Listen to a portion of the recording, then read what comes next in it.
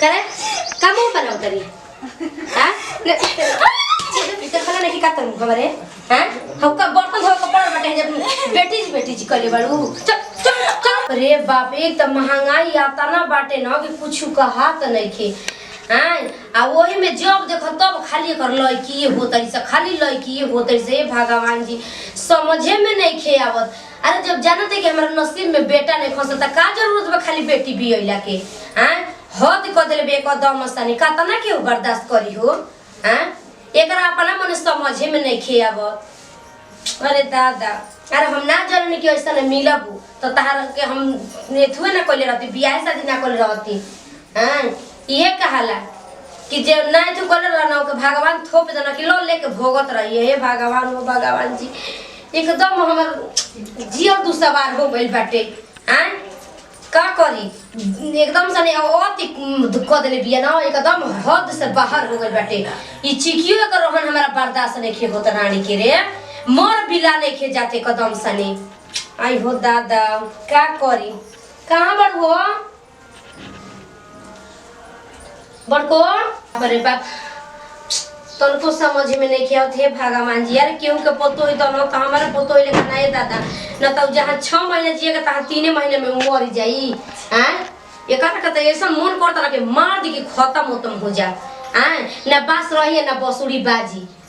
एकर के हम बता पता नहीं रुकी जो करे कामो बनाओ तरी हां इधर खला नहीं का तुम खबर है हां हम का बर्तन धो के पड़ बटे जब बेटी जी कले बाड़ू चल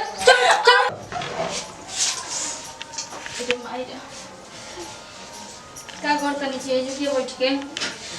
बैठल बानी बताइए घर में हम चैन से रहब कि ना रहब तो मायने कुछ पते हमने क्या न करा बताइए अब एकर मतलब का कि लड़की भइल बड़ी से तो कुछ कहत चलब आखिर हमरी हाथ में नहीं के ना जी कि अब लड़का हो खाली ज्यादा मायने कहते हमने क्या न कहत कुछ 24 घंटा हमरा के डांडल मारल करत नहीं जे केहू के बेटी होली ठीक बाटे जगने उनकर एगो लड़की बाड़ी चल हम समझा दे। अच्छा ठीक बा जाए लेकिन समझा दे हाँ समझा दे जाए लेकिन तू अगर क्यों बुलावता आपके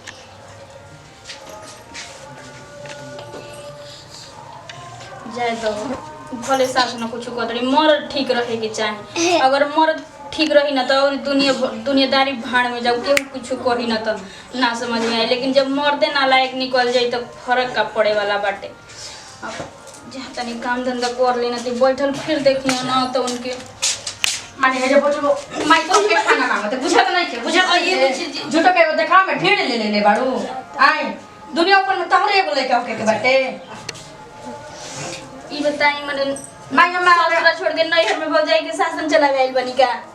देखो तू हमरे के शासन चला दे हमारे घर में रहो हमारे के ताना मारो त ऐसे हैं अभी चाहूं तो अभी तो के घर में से परिया निकाल दे बेटा के तो मुंह देखे के कोई सपना नहीं के हमरे तेरे मुंह हमरे घर में रह के कहत कि तू ससुरा लेके चल दी तोर बाप दहेज में दे तोर बाप दहेज में दे कौन मर्द दुनिया के मरिए जाए बेटा खिलावे खूब तरह लगना होती जल्दी से रुक अभी तोरा के माई के बोलावत माई तोरा के ठीक करे बतावा ससुरा छोड़ के आइल बड़ी नैहर में साजे खाती लेकिन बूढ़ी हो एक बार ना बोल सकेली कि हाँ हो जाए कि ऊपर इतना ना कर जला तो काल तो हुए ना काम में आई कितना खराब बनी तो देख माई हमरा के भौजी मारो तड़ी को दे कि तू ससुरा ले आई जल्दी चलावा कर जे छोटा पेट पे मर गई हिम्मत कैसे भइल रे कि मेरा पेट जल्दी जल्दी मैं हम ढेर खा दे लगा गया नहीं यार करे खत्म हो गई रे करे कोते की ढेर खाए खाते तो हिम्मत कैसे भइल हवे हां तू काहे में लगी के उल्टा सीधा बोल ली मम्मी जी ना मर का नहीं पागल बिया बचंगना के भइले बड़ी बेटी या लागत कि फ्री में चली बियाह कर दी हन तो हम यही बात लड़का हूं आई मम्मी छट मर जा भगवान हमारे का को दिया को बंद सुनाई गन दे रे भाई गा दादा अरे मालिक मालिक अरे माय का भाई पूजा का भाई लेकिन के ध्यान रखो का भाई बा एक्शन। माई बहनिया का भाई का हो गेल हो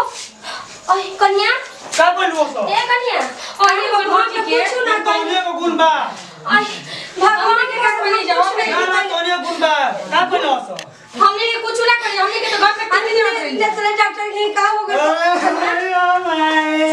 ये भगवान हमने कुछ नहीं किया तोनिया को गुण अरे भगवान हमने के कुछ ना जाने के चुप हो जा हमने के गाली चलू दादा बबुआ अब जम करे के जान ले लियो सरे दादा अरे ना हमने के जान ना लेने रे तोनिया के ले ले सरे दादा भाई चुप हो जा जाने के बहुत जीना खाने खरे आओ जा बाबू देखा रो लगा सब कुछ होखे वाला नहीं लिए के चल ये कन्या उठाबो लिए के चलो अरे उठना